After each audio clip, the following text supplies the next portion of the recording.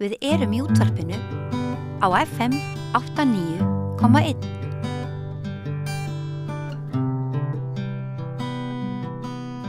Já, og ég ætlum að halda áfram með pólitískt spjall. Á línunni að norðan Sigurjón Þórðarson, þingmaður Flokks fólksins. Sæll og blessaður, Sigurjón. Blessaður. Ertu á Sauðárkróki? Ég er í Skagafirðinum. Út í Skagafirðinum. Heyrðu, það styttist í að þing komi saman. Hvaða tilfinning í maganum á þér? Það er bara að koma í ljós.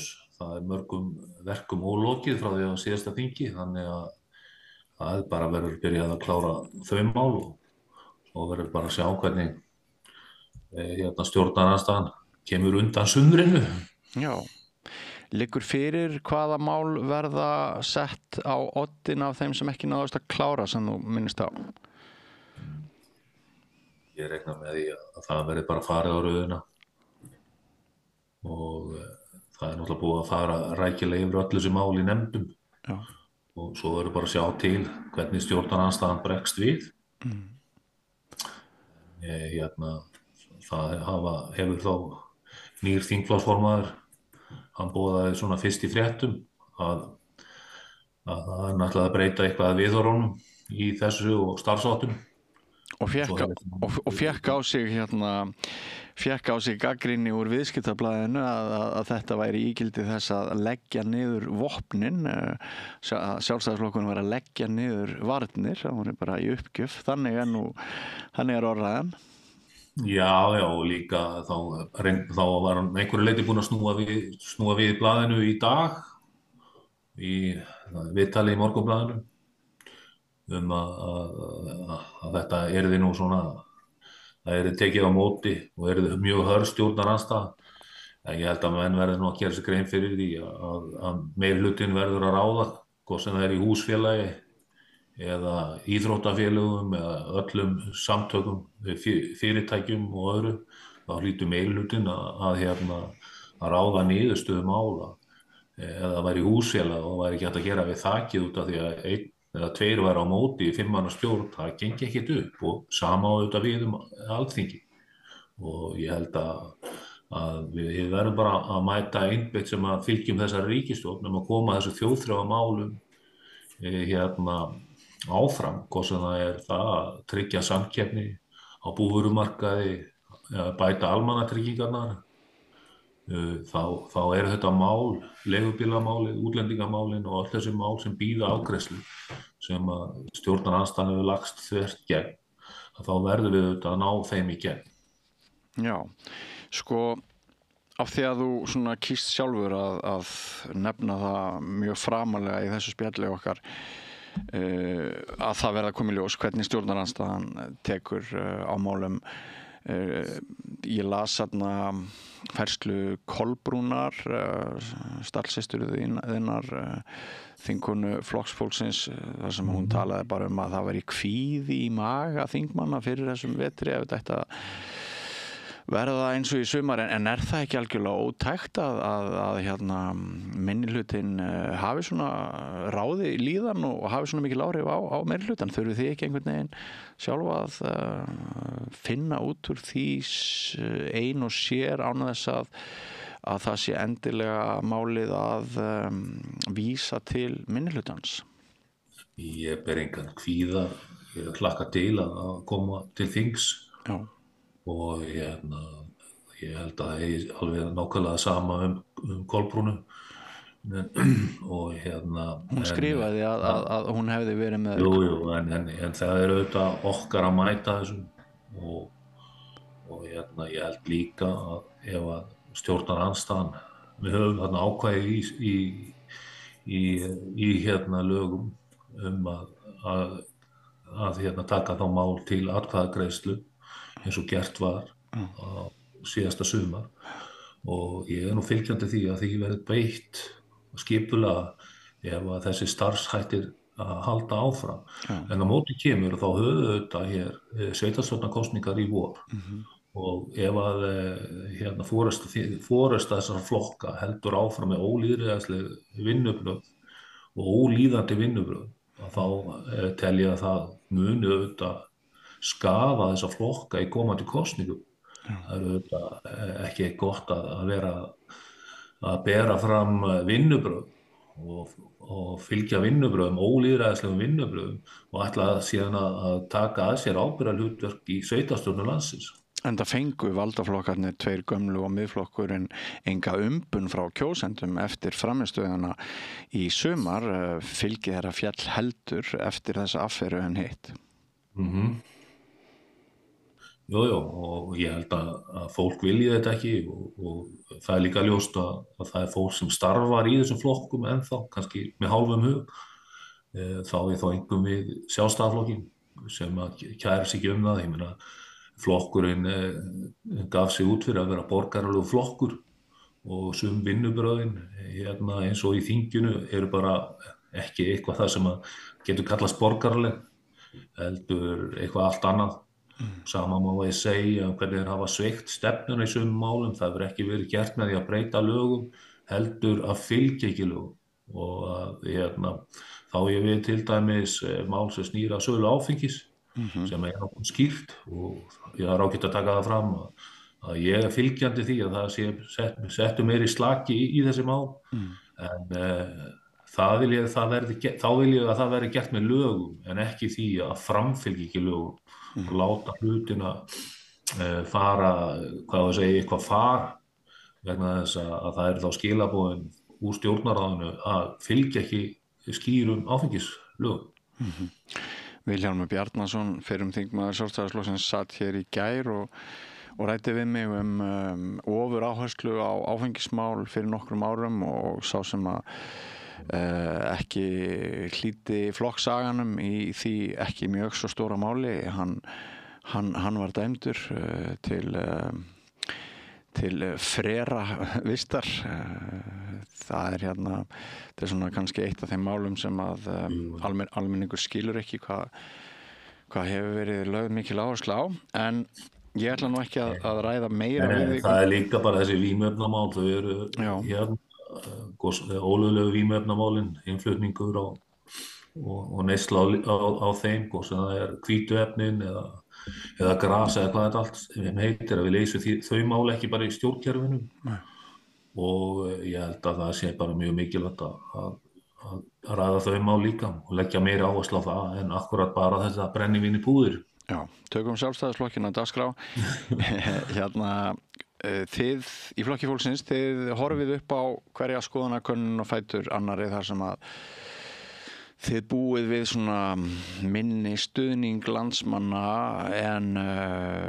og svolítið aðra stöðu heldur en Viðreisn og Samfylkingin. Samfylkingin náttúrulega fer með himinskautum eins og við vitum, Viðreisn svona á svipuðu róli, en allstór hluti af ykkar fylgi mælist ekki eða er fallinn.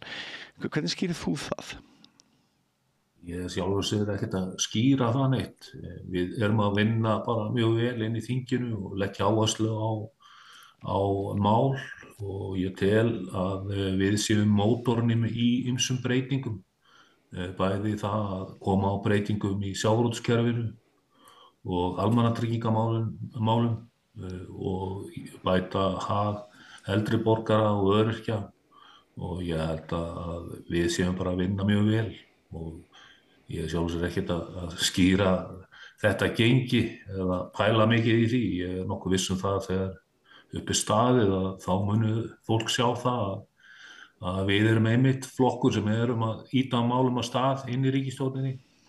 Við erum flokkur sem viljum breyta kerfinu og auðvitað náðum við ekki að gera allt sem við ætluðum að gera en ég tel að okkar áhrif séu mjög mikilvæg inn í ríkisstjórninni.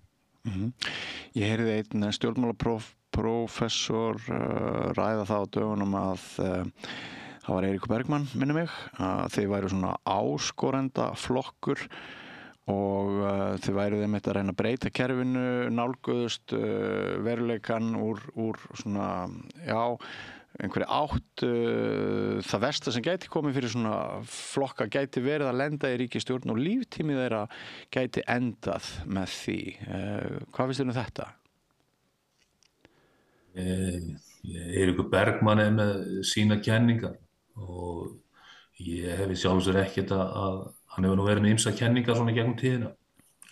En ég held einmitt að það áhrifin okkar sé í ríkisstjórninni séu góð og það sé aðalatriði.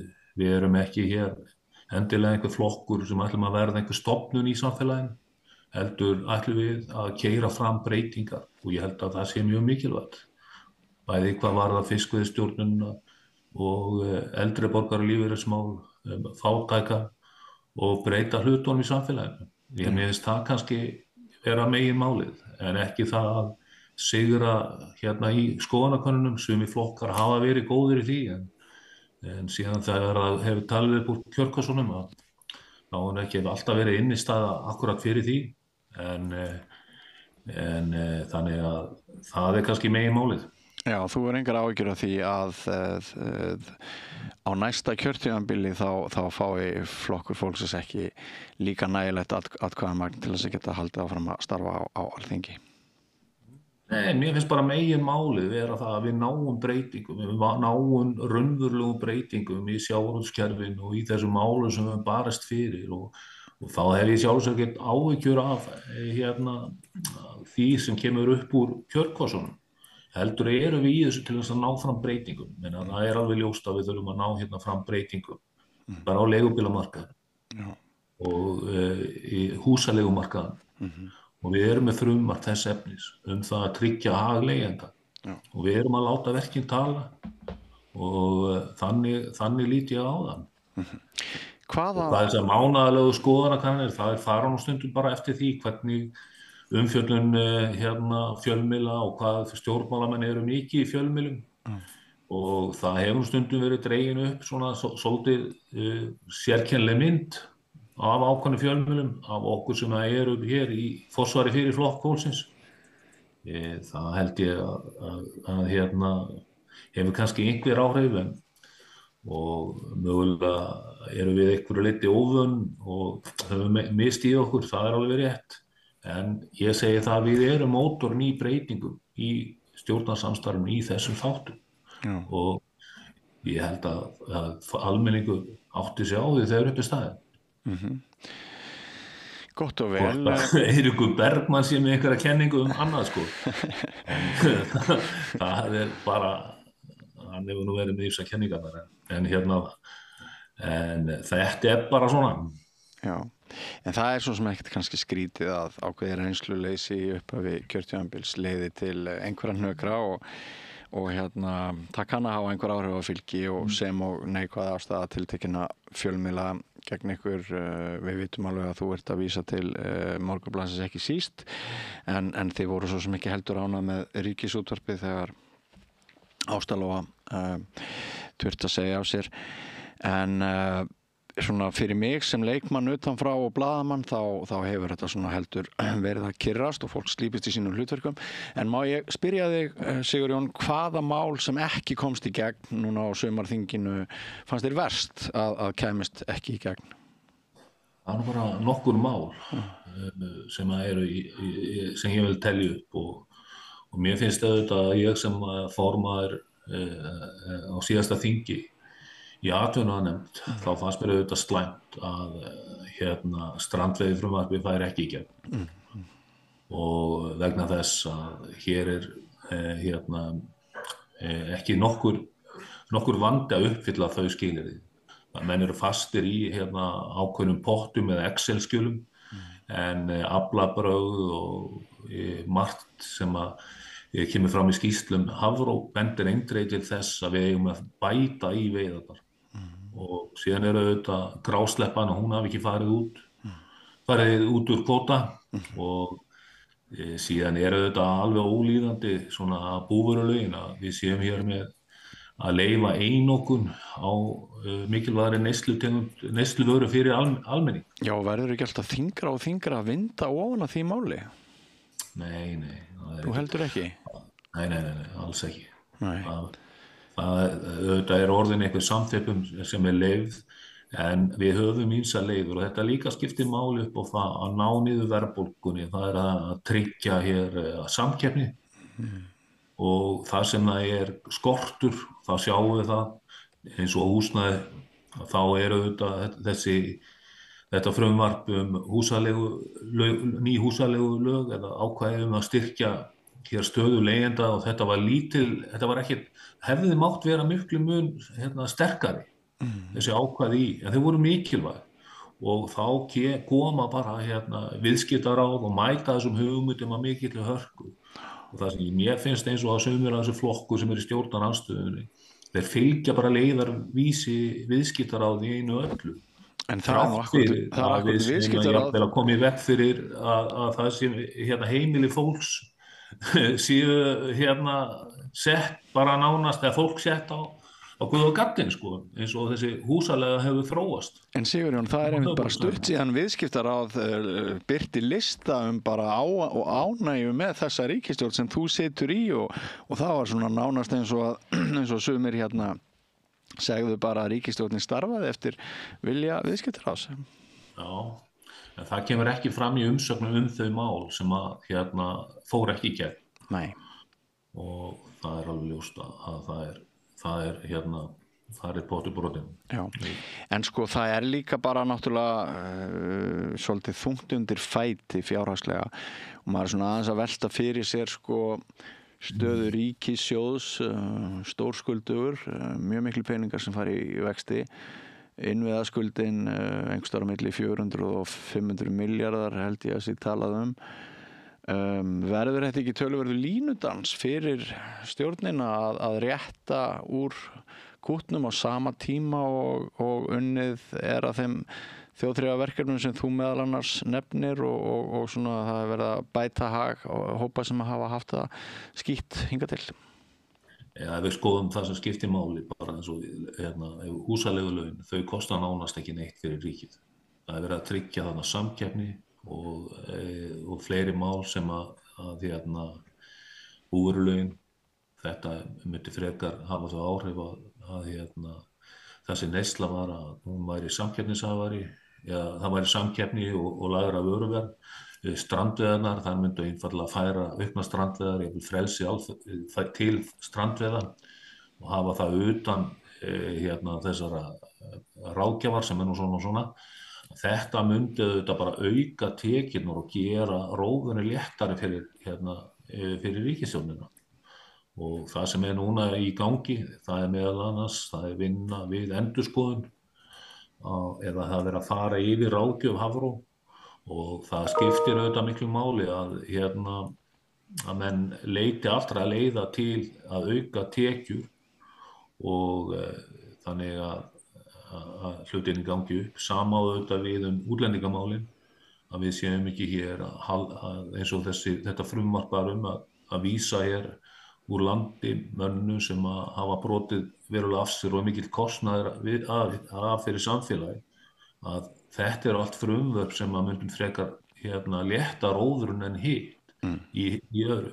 Auðvitað það, ef við erum að byggja upp innviði, að þá ákveðum við ekkert að tvöfalda hér veglagningu á milli ára. Þetta þarf að gerast smá saman, það að bæta verulega í og fólk skynji það að hlutirnir séu á réttri leið og að vegirnir séu ekki að brotna niður eins og þeir eru núna vegna þess að síðasta ríkisstjórn að hún svelti þennan málaflokk þannig að vegirnir liggja nánast bara undir skemmdum og það þá fyrsta verk að bæta þar í og taka síðan til hendinni í framsókn hvað varðar innviði landsins. Það held ég að sé komið að leiðarlokum í bili hjá okkur Sigurjón. Kærar þakkir fyrir að bregðast við óskminni Zoom viðtal að norðan en svona kannski rétt í lokin það er mikil umræða framtíð Íslands vegna Golfstraumsins sem að gæti nánast horfið. Það óvíst með byggðarlega tilvist okkar Íslendinga eftir einhvern x tíma. Þarf ekki að spýta auknum krafti í umhverfismálin og þarf ekki að gera hvað við getum til þess að minnka losun því það er það sem að vísindamennirnir segja að dugi okkur best. Já, nú hittur bara ágætan punkt, sko. Ég hef nú starfað við umhverfismál og að ná við eftirlit og skoða marga þætti í þessum hérna málaflokki. Og það sem ég vil segja fyrst, að það þarf að koma þessari umræðu út úr þessu heimsendaspá. Það margt sem hefur verið gert og að gerast í umhverfismálum sem hefur verið til mikilla bóta, bæði hér á Íslandi og síðan bara á heimsvísu. Við getum tekið hér bara þrávirk efni sem að hafa þá styrkur þeirra hefur farið minnkandi. Við áttum okkur á því að endurnýjanleg orka í heiminum hefur farið fara vaxandi og staða í umhverfismálum, losun af hinum ýmsum efnum hefur verið þannig að það hefur verið að dragast úr losun. Það nefnilega staðreynd að ef að menn draga úr umhverfisáhrifum, það það að minnka notkun eldsneytis, lífræns og alls eldsneytis, þá felur það venjulega í sér mikinn sparnað. Og sama á við öll önnur úrgangsefni. Það aukin nýtni, þannig að við erum ekki að farast út af þessu. Og þegar menn draga víðtækar ályktanir út frá takmörkuðum gögnum, til dæmis hvað varðar Golfstrauminn sem ég ekkert sökkt með niður í, eða það að hafið sé að súrnast, þá held ég að menn séu komnir svolítið langt út fyrir allt raunsa í þeim efnum. Auðvitað eitthvað aðeins að hlýna, en við erum ekki að fara í einhvern heimsendi og þess vegna tel ég bara mjög mikilvægt til þess að ná utan þessi verkefni, að gera það án þess að það sé hérna allt að fara til fjandans. Við erum á réttri leið. Það sem ég miklu meira ágjur af, hvað varðar framtíð okkar, það bara heimsfriðurinn og það að menn séu að leggja svona mikla áherslu á vopn og vígbúnað í heiminum og mér finnst það bara miður. En við erum varla á réttri leið þegar markmið stjórnvalda eru að stórminnka losun en samfélagslosun, það heildarlosun frá Íslandi, hún eykst á milli ára, þannig að það nú ekki skrítið að menn geri athugasemd við það og hvað varðar þennan Golfstraum þá þú hlustar það ekki sem líffræðingur á það þegar færi vísindamenn segja líkurnar á að Golfstraumurinn hætti að ylja okkur hafi farið úr 1% í 20%. Ég allavega auðvitað hlusta en þetta bara því miður takturinn. Það var hér ekkert langt síðan að allir fiskistofnar heims áttu að verða uppurnir 2048 og þetta því miður að menn að búa hérna til einhverja heimsendaspá í þessu sem á öðru. Og ég held að það oftar en ekki engin innistaða fyrir því. En menn eru með mikið af gögnum og ef menn draga út þessa þætti, einhverja endalok að þá set ég strax varnagla við því. Því að við erum hér, tel ég vera bara á réttri leið í mörgu umhverfismálum. Og við þurfum fyrst og fremst að setja út réttu hvatana og þannig að ég geld varhug við þessar umræðu að við séum hér á einhverju leiðarlokum. Mér finnst miklu frekar þessi friðarboðskapur og þetta vopnaskak í heiminum, það veldur mér miklu meira heldur en akkurat þessi þættir. Kæri þakkir fyrir spjallið, Sigurjón Þórðarsson. Við eigum eflaust eftir að heyri þér eftir þú kemur hingað suður og hvað það á þriðjudaginn sem að þingur? Já, þá hefst fjörið. Ljómandi, kæri þakkir fyrir spjallið og vertu blessaður. Hvar skrá ég mig í áskrift? Samstöðin.is Frjáls fjölmiðlun á í vök að verjast allstaðar, ekki bara á Íslandi. Peningavaldið og sterku hagsmunaöflin eiga greiðan aðgang að stjórnvaldi og fjölmiðlum og eiga jafnvel sína eigin fjölmiðla. Þess vegna samstöðin svo mikilvæg.